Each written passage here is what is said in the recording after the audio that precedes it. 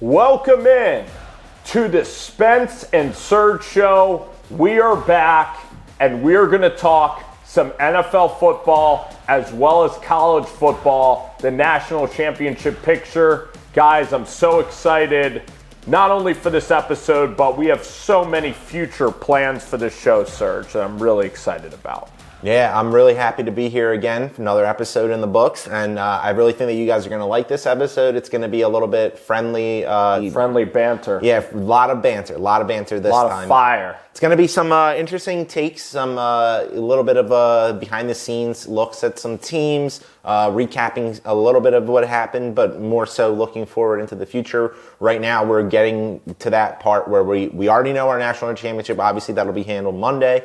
And we're going to give you a preview on that. But then more importantly, like that playoff window, NFL, it's narrowing down. The pretenders and the have-nots are being separated now. It is. And it was an entertaining wild card weekend. Now, we'll talk about your team. We'll talk about you want to talk Eagles first? Yeah, but before I get on to that, the script writers in the NFL, script writers, banger after banger after banger. The only bad game I'd say was the Patriots game, and only the way it played out, because it still was pretty interesting as you were watching it, just because what's Drake May gonna do year two? I love sure you have the lead. Shellacked. Oh, I love that defense by the Patriots. I almost felt bad for him. After that game when he played against the Eagles, broke that hand. It was just. I felt horrible for Justin Herbert, too. And I think that Jim Harbaugh is getting, he just looks old and unable to pivot at all. I really just think this was a lot of injuries from their team. And again, in the same area, that state. I am out on the Chargers. I am too, but also did you see the graphic during the game? I feel so bad for you, Justin Herbert. And Madison Beer, you might want to go maybe get some more life insurance on Justin Herbert. He had because his life is getting shortened? His, for sure, his tackle ranked second to last out of all tackles. His guard was second to last out of all guards. His center was dead last. Bradley Bozeman. All of them were just bottom metrics of PFF when they introduced them. Because Joe Alt got and Slater, I think. They were out. It's but a they shame. should have just ran the ball, and then you're down by 16. They should have put in Trey Lance in the fourth quarter. Yeah, that's the one. Why keep burying Herbert? I guess it's the player, the dog in him. He probably didn't want the ball. It's the pitcher. You don't ever want to get taken off the mound. And they finally got Greg Roman, but he wasn't doing anything. It was just so. Their receivers, by the way, in LA are not very good. You have Johnston. They aren't. You also have. They aren't, but that Patriots defense Keenan is very Allen, good. maybe. Ladd McConkey's okay, but even Ladd is very inconsistent. I mean, I hate to say this, but who would have ever thought that you going into a playoff game and your favorite target for your team, the past second half of that season, his number one target was McConkey, and I only know that because I had Keenan Allen in fantasy, and he wasn't getting anything. Amari He was doing really well in the beginning of the season. Gaston. But who would have thought going into a playoff game, you were looking at Ladd McConkey. Think about Georgia. Would you ever have thought Ladd McConkey be a wide receiver he's one? Pretty nice. But a wide receiver one He's a first-round pick. But a wide receiver one in an NFL where you're getting majority of the target share? I still think that he's a good slot. A good slot. A slot isn't going to be getting majority of your targets. Well, who's the number one on the Bills? You just don't like the little white boy. No. The number one on the Bills. Don't like the little white boy out there. Khalil Shakir, how about Cooper Kupp? They're a run offense. Their quarterback's a running offense. Shout out to the number one push merchant in the league. So is Herbert, Josh Allen. They definitely don't want to ban now. Well, yeah, of course not, because it's successful for them. But I bet you the second the Eagles come back to running it a lot more successfully, they're going to be the first ones to be player safety. I couldn't believe we didn't run it. Remember the Jags? They went freeway too on that play, which I just found out that term. It makes me sound like smart, no football. Do you know what freeway means, by the way? When they went heavy set. It's what the Jags did on defense. Oh, it means they let them score. Yes. I'm sorry. Do you think he knew that? No, I did not know that. There we go. You did not know that. Well, I've never heard it called freeway. I've heard in the huddle, you're just what? Push them in. Or let them score. Definitely let them score. I thought, you saw the end of that game.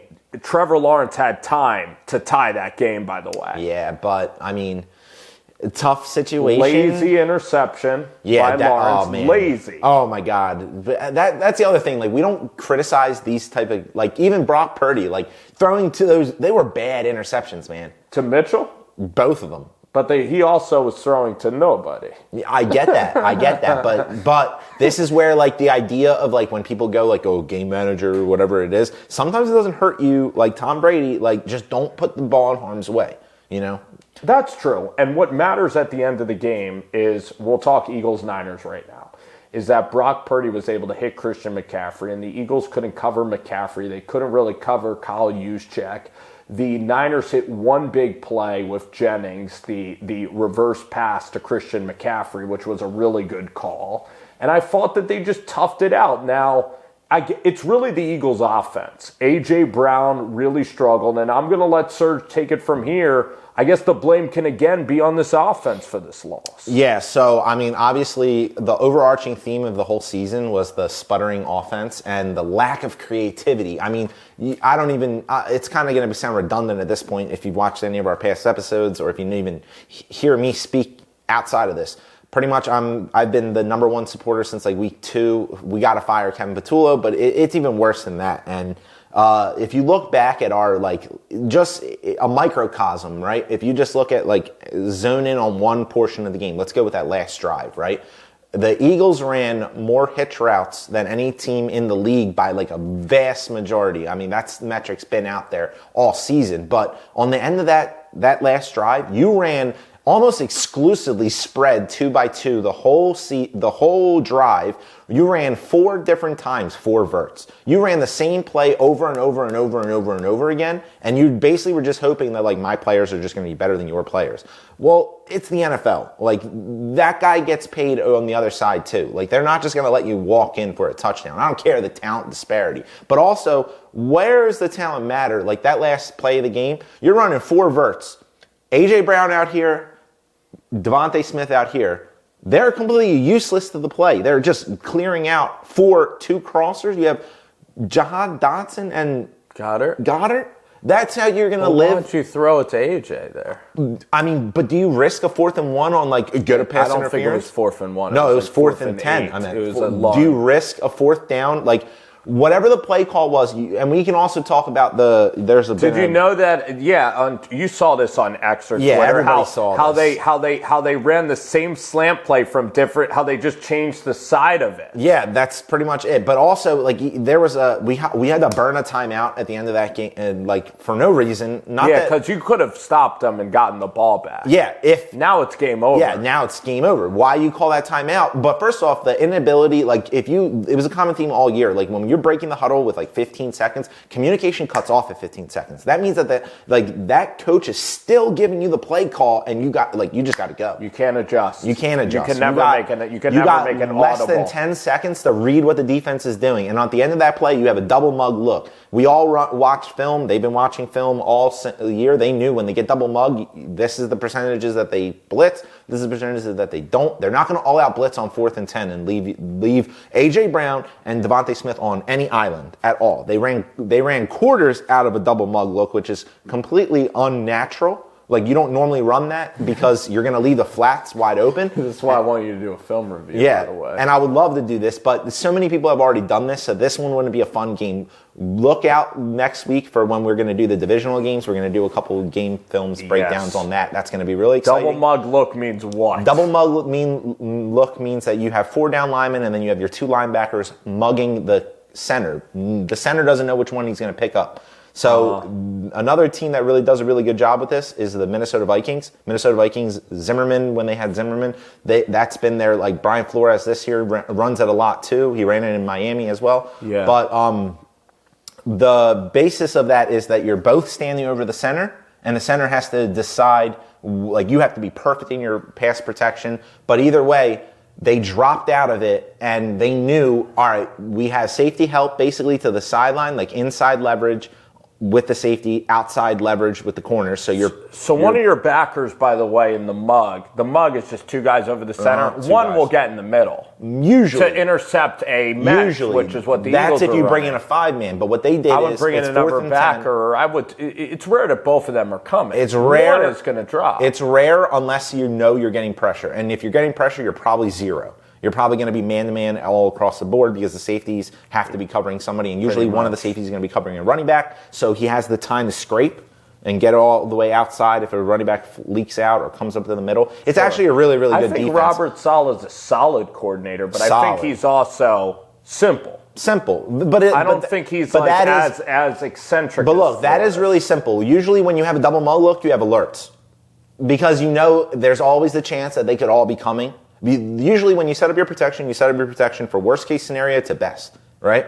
So like they were in a scat man protection, but what we did, which was stupid, was we went by leaving our running back in to block, because the worry is with our offensive line, I don't know if you know this, but they call Cam Jurgens the movable object, not the immovable, because this man is 4 yards in the backfield on a standard dive. It's actually insane, and you can look at his game film. He played awful this season.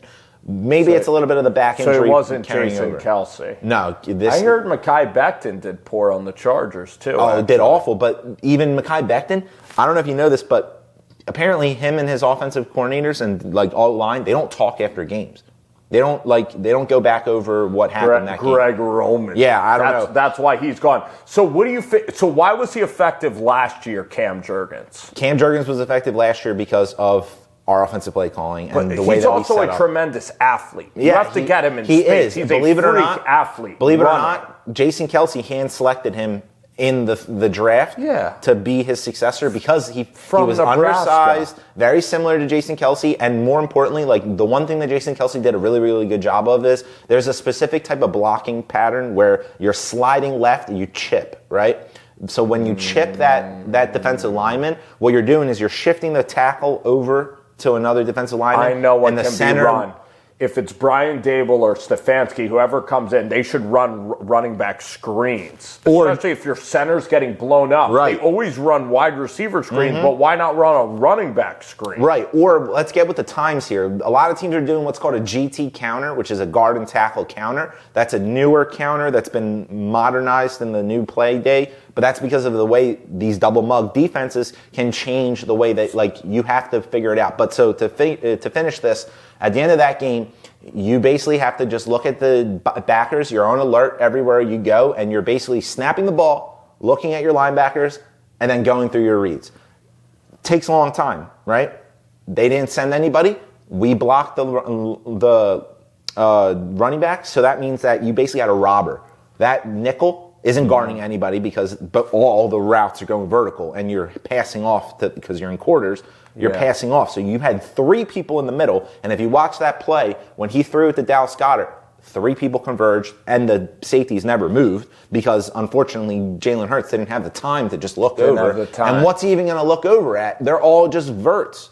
Unless you're predetermined, you've already discussed with your wide receiver, I'm throwing the back shoulder fade, there's nothing out there because their heads are up the field. They're just trying to get vertical. They're clear outs, basically. Clear outs for nothing. For nothing. And more importantly, you watch after we call that timeout. Crazy. After you call that timeout, Tanner McKee, Nick Sirianni, Patullo and Hurts were in that huddle deciding that very last play. And you have Patullo adjusting his microphone nervously, right? And he can't figure out what play to call. And when they call it, they all go to Nick Sirianni. They're like, we're going to live and die with this play. And then you see Hurts' face when he gets out of the huddle before he puts his helmet on. He's like, he knew it wasn't going to work. Everybody knew it wasn't going to work. Crazy. It's just, and I'm going to talk for 2 more minutes on this topic, and then we're going to wrap up this topic.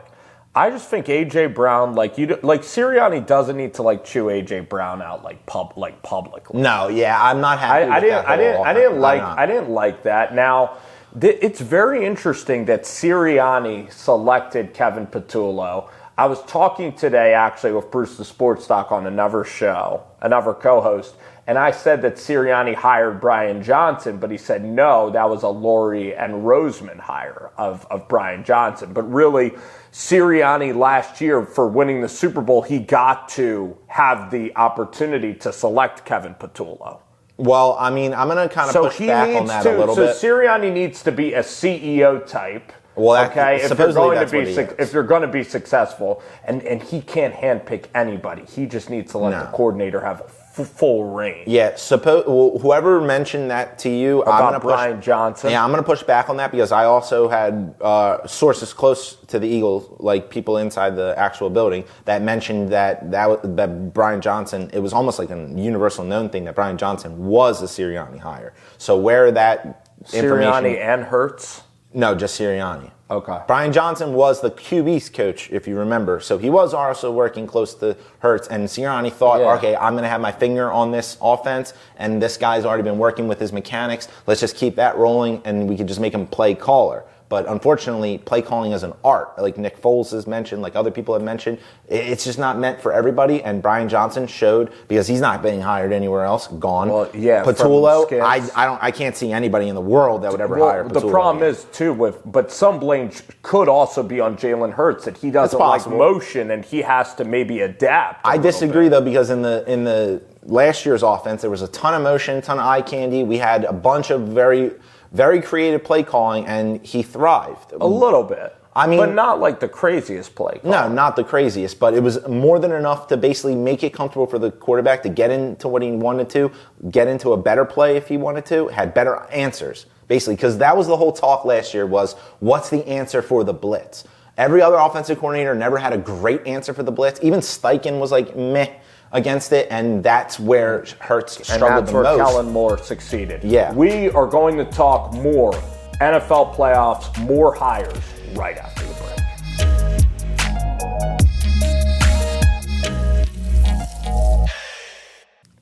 Spence and Serg coming back at you.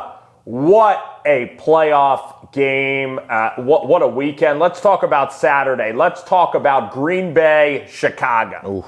Green Bay's up 21-3 in this football game. It looks like they're going to run away from the Chicago Bears, and really, Caleb Williams, just sensational throws to Rome Odunze. Caleb Williams brings Chicago back in thrilling fashion at Soldier Field.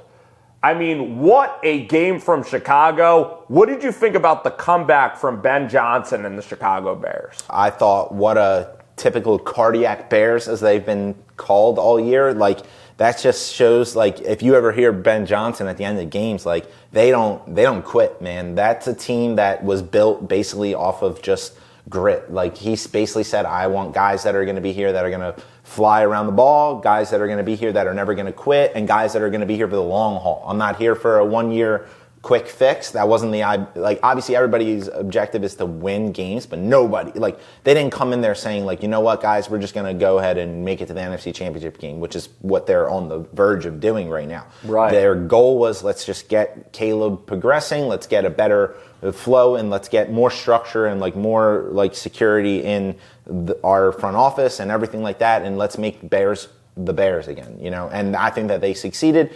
Basically, their whole comeback was tremendous if you look at it from outside, but then again, if you are a diehard, LaFleur is on that other side of that play calling, and everything about LaFleur's history is he's responsible for the 28-3 collapse among a bunch of other star-studded coaches on that staff, who also struggle in that same scenario. Shanahan? It's all the Shanahans, the McVays that were on that staff, every single person from that Falcons Super Bowl that lost to Tom Brady, all struggle with the exact same thing. They all they want the points, they want to keep passing the ball, they don't know what to do when they're up so much. It's like the Joker said, he's like, I'm like a dog chasing its tail. I wouldn't even know what to do with it once I caught it, right? So when you got to chase those points, those are teams. And you saw it in the Eagles game, great play calling, play designing, great way to get ahead. Or Shanahan, but usually when Shanahan's down, he's screwed. Oh yeah, absolutely, because it's just a different game. But they had the firepower to try.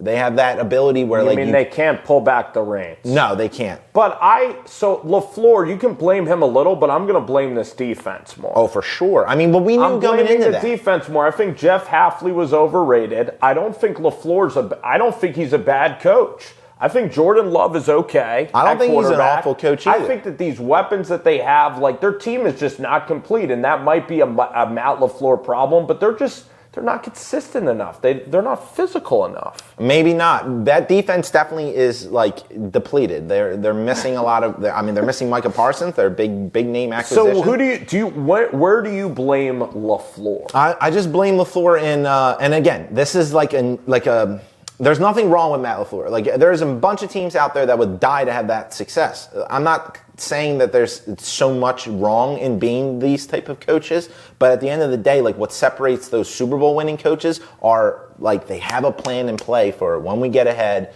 we're going to this. It doesn't have to be conservative, and they got to run the football. Yeah, and that's also Jordan Love at quarterback. Yeah, that Jordan Love has to control it. He doesn't communicate. No. And in big spots, he flutters in big spots. Oh, yeah.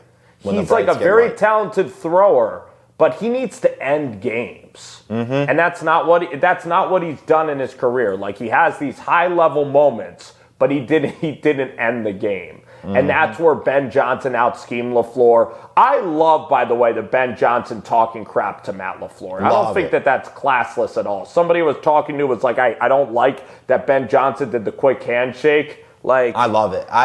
Bring that back. I love the hatred. What happened to the guys on the other side want to hurt us, we want to hurt them? What happened to that mentality? The jersey swap or the midfield logo. Yeah. I love when they stomp their feet at the midfield logo. I also shamelessly am a big fan of planting the flag, even though it's not shameless at all. No, I love that too. I know what you're talking about.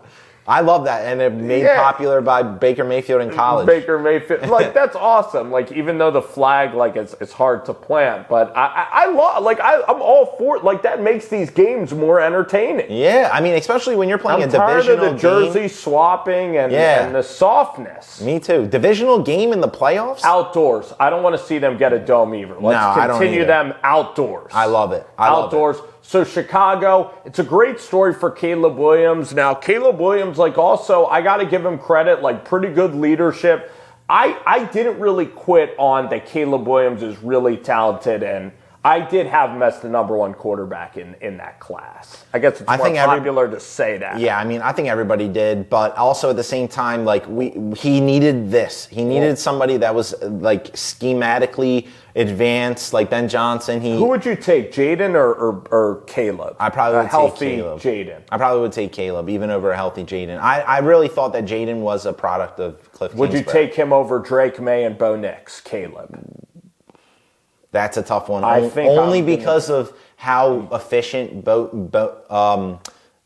I guess you could say Bo too, but mainly Drake May. The ability to keep the ball out of harm's way, I think is a I might go Caleb because Drake May has funky mechanics. But we're going to talk about. If we're going off pure talent, I'm taking Caleb over. We're talking. So I like what Ben Johnson is doing for this week.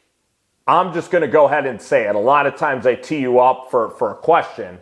I believe that the run ends here this week to the LA Rams.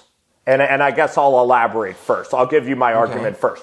I just think that LA is going to be able to run the football. I trust Matt Stafford in these scenarios. I like Puka Nacua. They've been there before. Chicago's off of this emotional high, and Chicago can play like dog crap for certain periods of entire games. Mm-hmm. I think that's going to catch up to them, the inconsistency early, especially early in games. It's cool to get these magical comebacks. It's great for the sport and all that stuff, but you're not going up against Matt LaFleur again, and that defense is not the same. The Rams have a much better defense. I just think that really it's going to come down to that pass rush. The Rams? The Rams pass rush. Jared Verse is just a hard guy to block. He's really, really hard to block. He's not the only talented guy that they got on that D-line. So you do think the Rams got it? I think the Rams got it as well. I would agree with you. Interesting. Even after Carolina.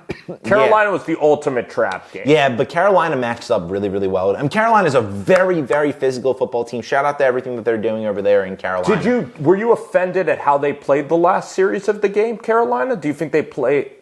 Yeah. Tell the audience what they were doing with kind of their conservative coverage or their prevent defense. I mean, yeah, they basically were just like, they thought that a touchdown would beat them. I really don't know what they were thinking, to be honest with you, because it just didn't make sense what they were doing. But also at the same time, like Bryce Young, I'm not really happy with his decision making in a lot of that game either. I thought it was clutch. I mean, I definitely thought it was too. I like him better even than Kyler Murray. I know, but like, let's see some of that earlier on in the game. Like, let's see you be more decisive. Let's see you be more comfortable early on in the game. I don't like this whole having to pull a magic out. Like, they need weapons. They need weapons. I think they have weapons. Like Xavier Legette is a big, good wide receiver. Tedero McMillan, good wide receiver. Drops a lot of passes. They all do. That's is really good. Legette, I don't really like. They have this guy Coker that they got out of nowhere. Coker, I like him. I think Young is okay. I think he's average. I don't think he's ever going to be better than that.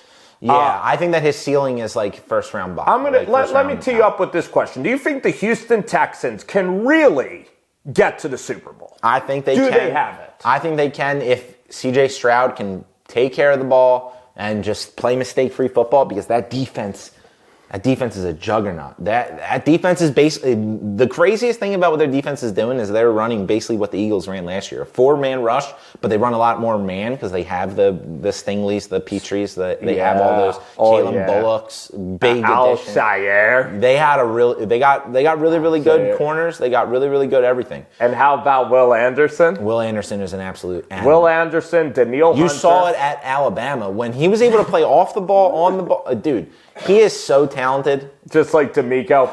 I don't think that Stroud is good enough to beat the Patriots. So I think the Patriots are going to run the foot. You got to run the foot. When they're playing 4 down, you got to run the football and play under control. Right, but the key in that game is going to be Patriots defense versus Stroud, and then Drake May versus that defense. I think that Drake May, because he doesn't put the ball in harm's way, I just think that defense limits you so well. He will fumble the ball. He's soft with the football. Yes. Oh my God, he's the most sacked quarterback in the NFL. And he's been getting ragdolled. Like, he doesn't even see this. I love it. He doesn't even see the blitz coming sometimes. Like, and he just gets smoked. He reminds me of like a young Ben Roethlisberger. Now this is like kind of like going on. I don't know. I don't know if conspiracy is the word, but I think that the NFL, like Houston is still they are a small market, and they haven't been in these moments, and you're going to New England. I have memories of New England kicking the crap out of Houston I don't think Houston, that was their first playoff game on the road that they've ever won. Yeah. And you saw the limitations of their offense, okay? You're relying on Woody Marks. Christian Kirk had some big plays. This should be a very close game. The over-under is 41. I think everyone's going to be on the under. I think they are too, and I think that a lot of people, I think the public's going to be all over New England. I think that there's going to be like a small jump late, like right before game time, of some people taking and lowering the line a little bit when they take Houston. But I really just think that I just think that Houston's going to be a heavy underdog in terms of like the public. I just don't know if the public's going to be right. Are you taking Houston to win this game?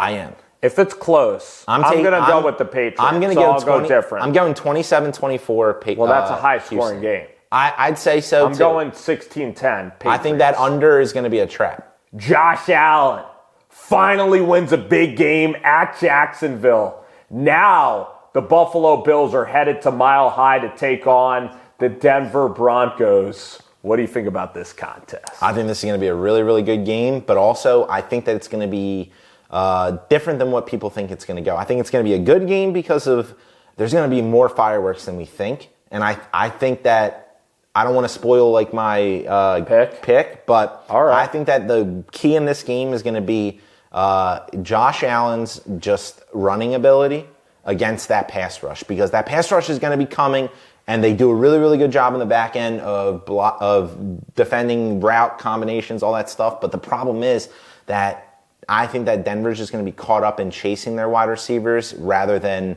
guarding Josh Allen's run. I think this is going to be a big drop and just be he already has in the back of his mind he's running, and they're not going to be able to dedicate a spy because they're going to be leaking out James Cook, and James Cook's hard to tackle. Not saying anything bad about Denver's tackling ability. I just really think that it's really hard to get Josh Allen to the ground. I think this game's going to come down to Cortland Sutton and can Bo Nix throw for like 250 yards and like get the Broncos to 23 points. Because I like Bo Nix a lot. Like Bo Nix, when he was coming to Oregon, nobody liked him coming out of Auburn. And I like kind of supported Bo Nix for that whole process. So I'm really happy to see Denver like having this kind of success. I don't know if RJ Harvey can be that effective. I think Bo Nix has to play great in this game. Yeah. Now, it's a 4:00 game. It's a little bit earlier. I can see Denver's offense. I mean, I kind of wish it was a primetime game. This is the game I'm most looking forward to is this Denver game. So I think that Sutton and Troy Franklin, they're going to have to hit explosives, and I think that they can do that.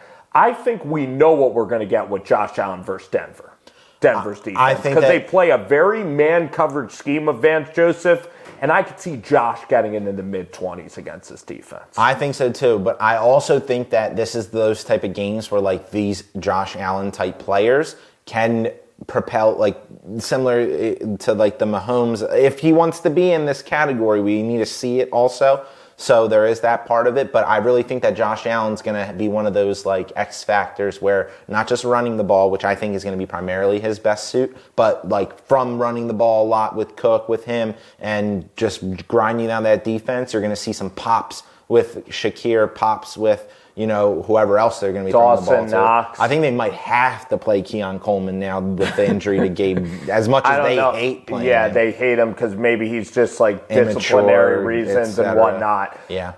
But you also look at the kid from Southern Miss, Shaver. Yeah, Shaver is a decent. He's a good blocker too. He's a good football player. Do you see how many points do you see like Denver putting up, or what do you think Bo Nix has to do on that side of the ball? On Bo Nix's side, he's going to get a lot of cover zero. He's going to get a lot of heavy blitz, and that's what it's going to come down to. Interesting. Yeah, that's what they did to the Eagles in the second half too. And I mean, granted, we had our default problems with our offensive coordinator being predictable and everything like that, but I still think that a young quarterback in Bo Nix going up against McDermott, getting that defense the way that they're playing right now, like they're not playing awful. Believe it or not, I would play a lot of zone because I think Bo can make mistakes, and you want to shorten this game. And I just don't think you want to allow Bo some easy man looks that he knows he can beat.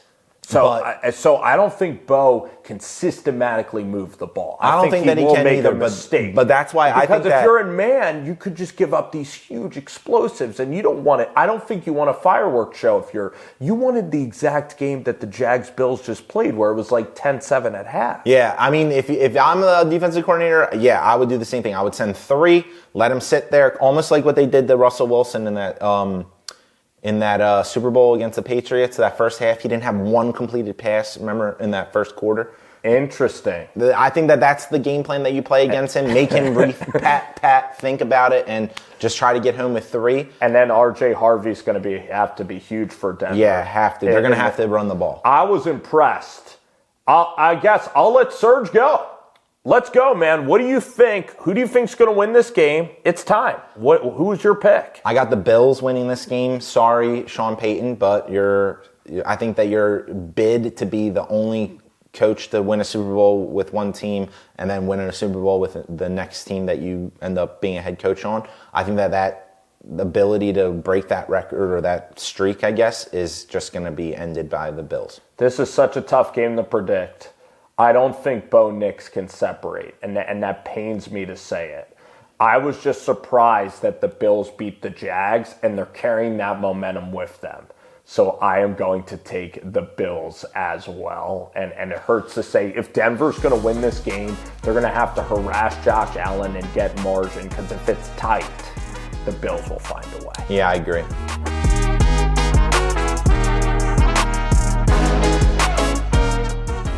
Welcome back in. It's Spence and Serg. We got one more college football game. I think it's incredibly late in the season. By the way, tickets are going for $4,000 out there in Miami. It's the Hurricanes versus the Hoosiers. Just an outstanding game by Indiana over Oregon. I mean, they look like an absolute juggernaut out there. Yeah, they honestly looked like they were playing like a Group 5 team. I think JMU gave them a bigger challenge. What, Indiana? In general, like I think JMU's play against Oregon. Well, you knew when Dante Moore fumbled the football into the running back's lap. Yeah. And it's great. And then Dante Moore, he was so awful, like he went back to school after that football game, dude. Yeah. He gave up all that cash, or he is going to be making good cash. I know. I can't and believe as a guy he's who not afraid of the new incoming quarterback. What, Dylan Raiola? Raiola. Well, I don't know if he's afraid of him. Listen, he's making $7 million. And as an Oregon guy, like it would be a great story for Dan Lanning. Yeah, it would be. If they're going to win. But Indiana, like, I love how Cignetti, like, don't you love how his eyes are, like, kind of, like, going into his scalp a little bit on the sideline? Like I love that he's never happy. Like, nothing. Anytime they pan to him, he's, like, upset or he's, like, in the middle of chewing somebody out. I love it. What is it about? You think that they're robots at Indiana? Like, that's the style? Yeah, I think that Cignetti is just a great leader of men. And, like, you look at it, like, I was watching game film of that game against Oregon, and they had a 3-star, the guy from JMU, their defensive lineman, doing a spin move on their tackle to the point where the tackle didn't even get hands on him. He got crossed over. It looked like it was a basketball crossover. Like, it was actually embarrassing, to be honest with you. Like, those guys are like 5-star recruits on the other side. And yeah. You got Isaiah Roald, who's going to be a first round. He's 6'8", granite. Yeah, I think that his testing is going to be a first-round tester, but, I mean, he didn't have the perennial, like, noise that a lot of these other college football So real quick, like, you've played on good teams, like lacrosse teams in your career, right? You've played on teams that have competed for championships, right? Not to toot your own horn here, Serg, or not to, the kids use the word glaze. Yeah, you're right. Like glaze donut, not to glaze Serg. But, like, have you ever been, like, for those good teams, like, do you play to that standard? Like, if you're kicking someone's ass, like, the best teams you've been on, like, have you ever had, like, that serial killer-like mindset that Sig has? Yeah, actually, that's also crazy that you mentioned that because, like, the thing that separated the teams that I knew were good before the season began and the teams that ended up being good at the end of the season, the common theme was, like, that no wavering, like, 100% bought in from the bottom guy to the top guy. We had a saying, like, in high school where we aren't gonna, like, obviously cater practices to you. Like, we're gonna keep going, right? But we're gonna train you, develop you, prepare you so that way the worst guy on the team could fill in any moment. And, like, it really was prepped that way, taught that way, coached that way, and the vibes of the team, it starts with, like, your captains, your leaders, and your coach signals down to the leaders, this is what I want, and every single person's bought in. And even, like, for example, I didn't get a lot of playing time at portions in my high school career, but, like, I knew I got to stay ready, and they made me feel like I'm getting enough reps even when some of the starters are losing reps, because if you get everybody to feel like I have a chance to make an impact in this game any moment, even though like, I looked at we're 19 games into the season, we're into playoffs right now. I haven't played a minute right now, but I hear my name being called up in practice as like, hey, we need you with the starters, right? Like, when that's what Cignetti does a really, really good job of, is that, like, we're in the college landscape of, you're competing against other teams to poach your players, all that stuff. Well, Cignetti is competing basically against himself because he's bought into those players. Like, you're not going to get a better message than you are from me. My favorite thing about Cignetti is, like, when they're pounding Oregon and going to go to a national championship, he's literally treating it like it's game 2 of the season versus Indiana State. He compared the Oregon game to Indiana State. And if someone messes up, like, in the end of a game, even when someone's up by 40, he's still going to, like, get really angry. Oh, yeah. And he doesn't allow, like, that happiness and that jubilation, or he doesn't allow the moment, how big it is. Like, he doesn't get, like, emotional like that. And that's what's crazy about their players. You have to rewire their brains like that.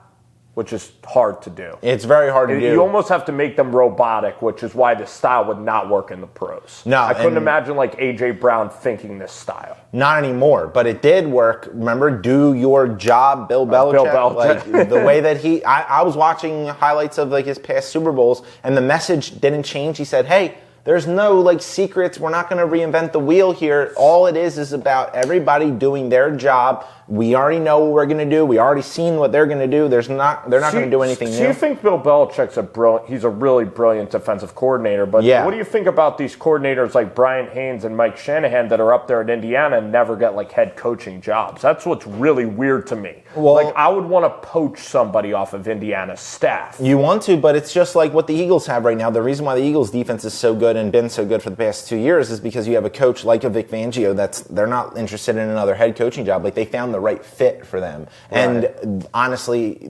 great kudos to their defensive staff over at Indiana, but I don't think that they would be coaching there if they had any idea. Do you think Segas has a big imprint on this, or do you think he's a CEO? I think that he had a big imprint on this all around. Like he's touched everything, but then ultimately he's like touched it all, watched it, oversaw it. It's going to be taught that way, and let it go. You know what I mean? I'm going to throw a real random like name at you, which we didn't even prepare. Okay. Do you know Ben McCollum in basketball? Have you heard of that name? Yes. Let's see if you know it. Who's he coach now? Ben McCollum. He's a college coach. Yes. Is he at Vanderbilt? I'd be very impressed. Is he at Vanderbilt? He coached Drake last year. Drake. Sorry. Do you remember him though? I do remember him. He kind of got these mid-major guys to just like buy into this winning culture. Where's he at now? Is he still He's at Iowa now. Iowa. I knew he left. Yeah. I feel like you knew McCollum. That was not meant to embarrass Serg. No. About random basketball knowledge. We have so many names in our heads. The point is that Indiana is systematically tough. Oh, absolutely. And it's culture. It's basically trickle-down economics, but from your football team. Were you still pissed at the Ben McCollum thing? I just saw you looking at Vito. No, I said, you hear us talk all the time. Honestly, it's funny whenever we're in talking, both of us would just name drop random people, and we're always reminiscing on the past and these different names. And trickle down economics and Ronald Reagan. Yeah, so people's names are going to get slipped in our encyclopedia. Anyway, let's talk about we have some time left.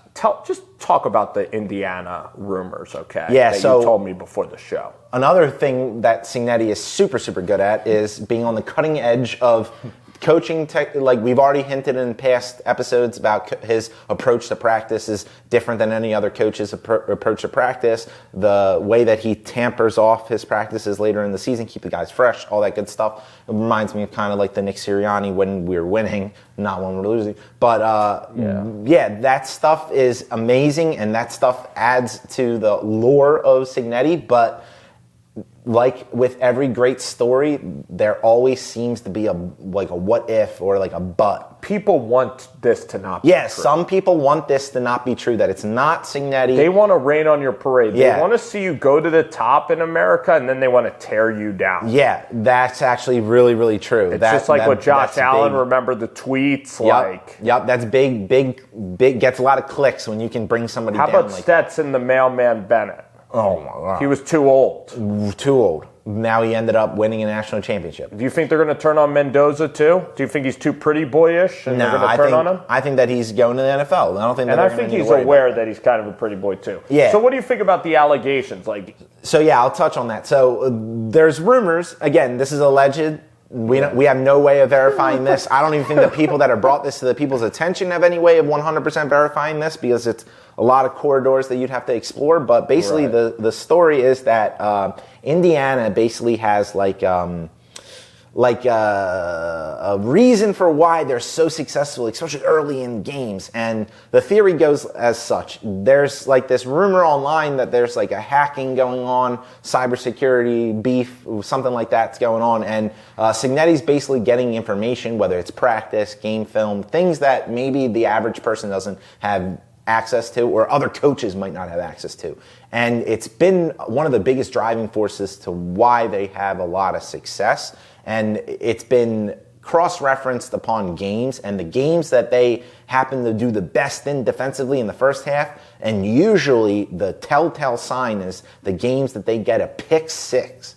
There's been a lot of games that they've gotten a pick six in on the first drive. It's been like at a historic rate, the amount of pick sixes that they're getting, just the amount of turnovers that they're creating, and especially for a roster full of guys that are pretty much unheard of. They have, what, 5 4-stars on their whole roster? So, Serge, this story, I still, like, it's going to take so much for me to not identify them as national champs. Like, even the Michigan, and again, we haven't talked about this, but I don't think Michigan, like, really, like, cheated or did anything wrong. No, and I think that was more like just one player trying to make himself, like, what did you think of the sign stealing? Do you think that that's real egregious? They throw up their signs in games, like, you could have got that information anyway. And even, so if Dante Moore, by the way, if Indiana had your play as a quarterback, you cannot make that throw. Possibly, but also there's a lot of coaches, like Mike Kevin Patullo, that will say things like, we're going to run the ball just to run the ball. There's a lot of coaches that believe in that philosophy, and the way I was taught was, like, when we're communicating, especially like at the line of scrimmage, right?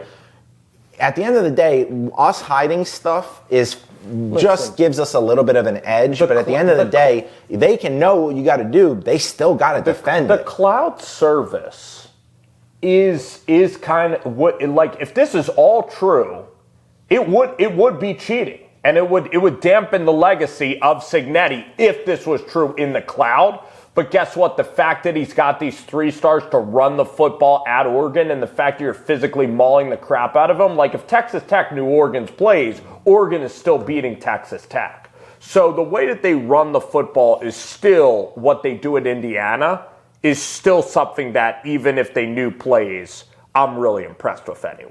Yeah, I mean, don't get me wrong. Because they physically bully people. Yeah, and Oregon knew they were running the football at them. Right. Don't get me wrong. At the end of the day, like you said, the game's played between the white lines, and it's still best on best. You still got to move your block. You still got to get open. You still got to catch that ball. So, like, regardless of whether they knew the plays, didn't know the plays, whatever the scandal is and wherever it's going to go from here, ultimately, like, you still lined up against them, and they got the best of you. So, like, there's got to be... I know that nobody on Oregon's side of the field feels that they were cheated out of that loss. They just got out. They got outplayed. Yeah. On the next segment, we're going to pick the national championship.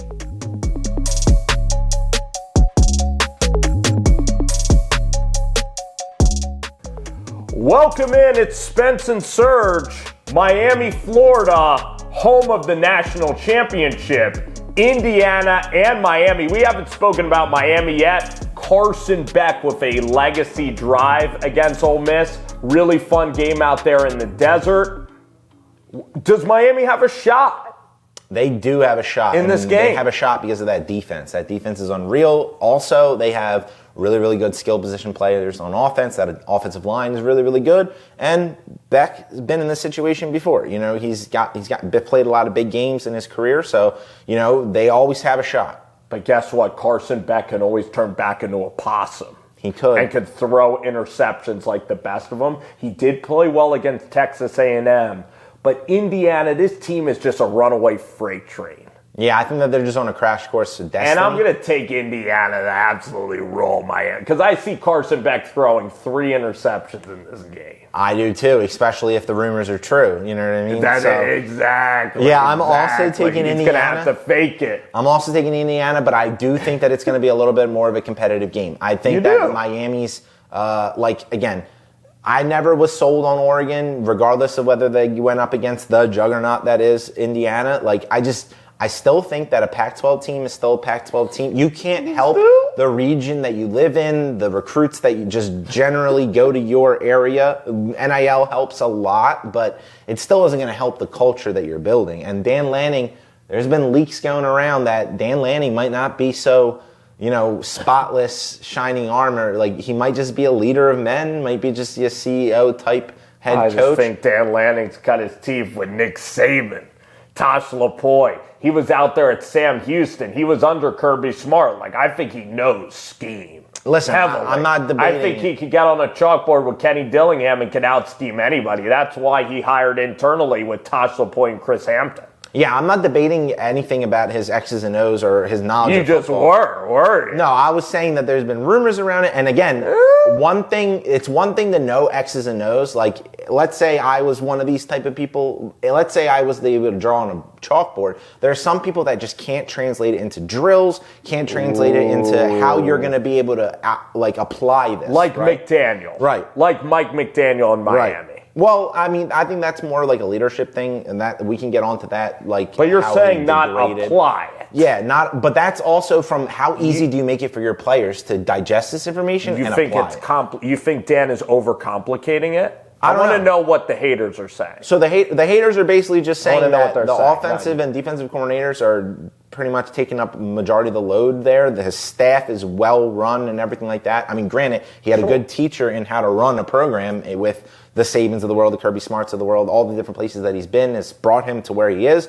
So he needed those experiences. But at the end of the day, it's one thing to when you're on college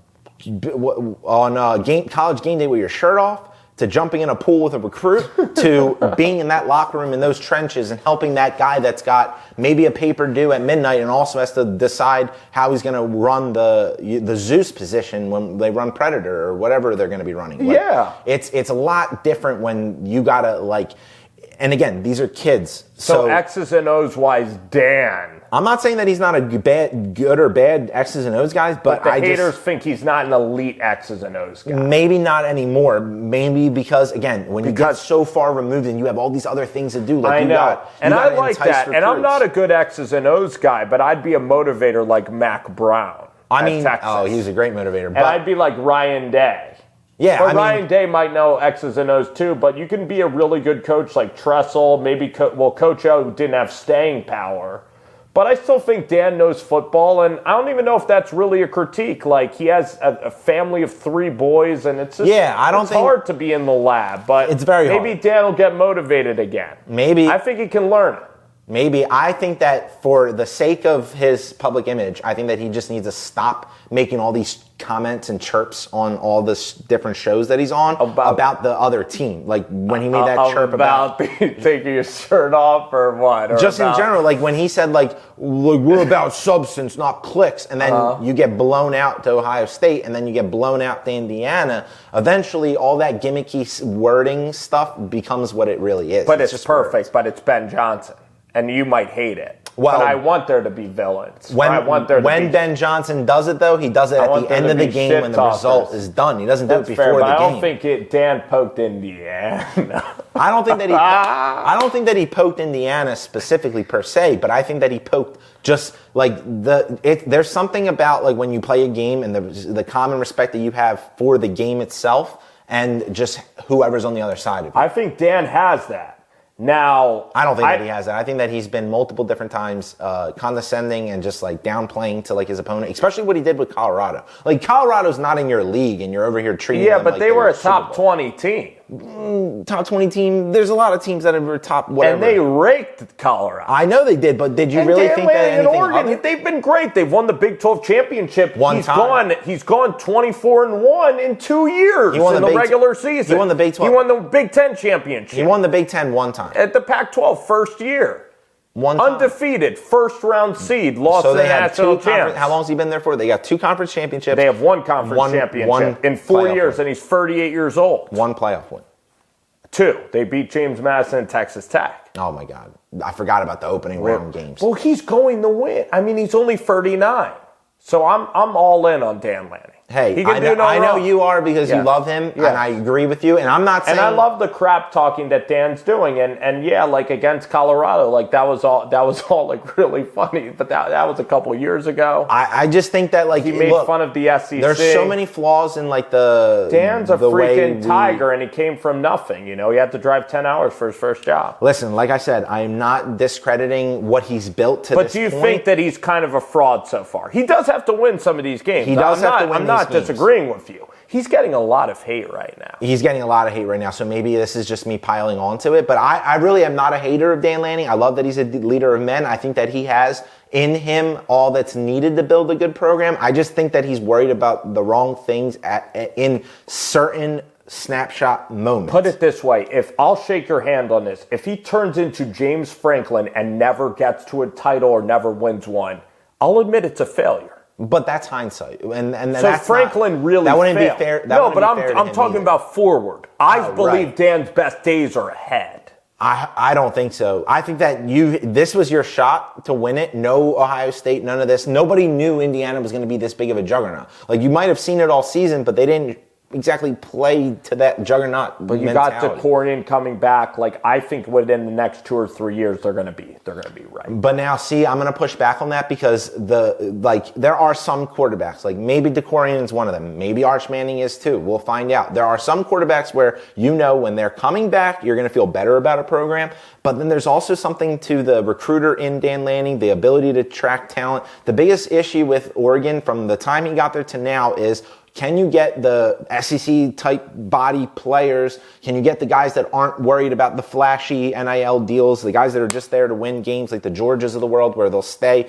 I think the statistic is like the past couple national champions have had like a huge senior class. Georgia, when they went perfect, had 15 seniors. Indiana this year has, 19, 20 seniors, something like that. Those guys that stay for the long haul, for the culture.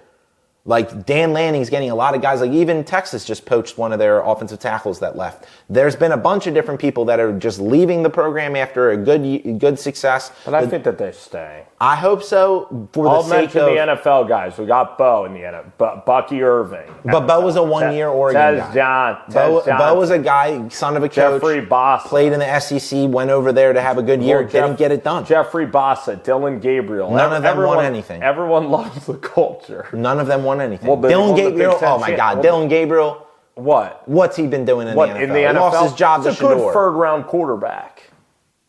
He lost his job to a fifth-round quarterback. He's a decent, for his size, he's small. He's gotten the most out of his ability. Metrically, he never measured. Let me tell you who else is in the NFL. You have Birch, who's a stud in the NFL. I'm trying to think of the Harmon is going to be back in the NFL. Okay, but like all those guys are just role player guys. None of them are superstar players in the NFL.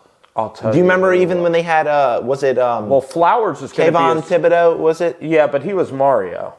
All right, but either way, I'm saying like all these Oregon players are like almost a similar style. But Bucky's really good. Bucky is really good. I will say that. Terrence Ferguson could be really good. Second-round pick. Could be.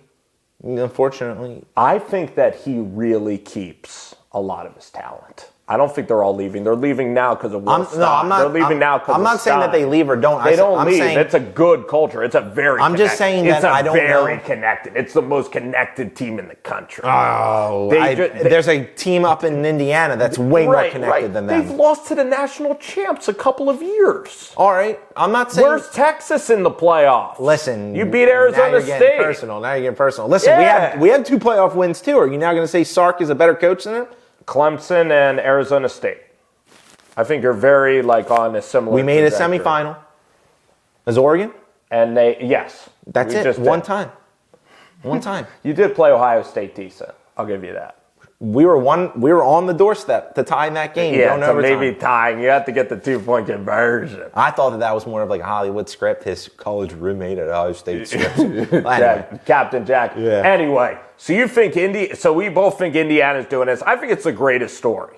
By the way, this Spygate allegations, it'll maybe never see the light of day. I hope so, because you'd hate for something like this to be 100% true. To tarnish anything. Yeah. I think what the Astros did is probably the biggest cheating in sports. Yeah, that was Do you agree with that? Uh-huh. And the fact that they protected them, that's a whole The cloud and the fact that now Mark Cuban in Indiana, they're pouring in a ton of money. We're going to talk about Portal here to end the show. Speaking of Mark Cuban's having a hard time getting tickets for this game because it's in Miami, and tickets are outrageous. Oh, really? Yeah. Miami doesn't like Cuban? No, it's not even about Miami. It's just that he tweeted out there, and Connor Stallions, funny that he got himself involved into this, but he tweeted out there, will the prices ever go down? Will there ever be more tickets available to the public? Complained? Yeah, he complained because even at his superstar status, there just wasn't enough tickets to go around. He's probably getting dragged on. Do you think he's getting dragged? Because usually Cubans like Mark Cuban. It is. He's not because he's a billionaire. He's actually being supported in this because it's just so ridiculous the way I heard prices Indiana. are I'm amazed Indiana literally and as a guy who roots for Oregon, I'm a little sad. Indiana embarrassed Oregon in terms of that Peach Bowl. In terms of, it was all Indiana. I think there's going to be a ton of Indiana fans. Actually, it might be 50-50. Might be a lot new Indiana fans born. You know what I mean? That's what's so crazy about Sig, and I think it would be one of the greatest stories in all. Do you think I think it already is. Story? I think it is the greatest story. I don't care about the cheating. Whether they have blinders on. Yeah, whether they win or lose. The fact that the quickest turnaround ever. You only lost 2 games last year to losing no games this year. That's why I want to see them win. It's the best story. Because Indiana's the worst program in all of football, and everyone else has had access to the portal too. So let's talk about the teams that are weak, like UConn, or this is like Baylor Bears. Let me think of in the Big Ten. It's like Purdue. Yeah. Right now. It'd be like Purdue. If Purdue would KU football. Yeah, can you? Kansas. That's a big question. Kansas. Yeah. Winning the national. You think Kansas will win a national? Never. But that's a basketball sport. But Kentucky now, that's what's so weird about these sports. Nebraska's really good in basketball now. So that's going to do it for Spence and Serg. We're going to talk. We have all freaking winter to talk about the portal. Because don't worry, we will talk portal. But we both have Indiana winning the national championship. Thank you guys for listening. Spence and Serg, be careful out there, everybody. Enjoy your national championship Monday. I know it's Martin Luther King Day. Shout out to everybody celebrating, and I hope that everybody has a good and wonderful day of football.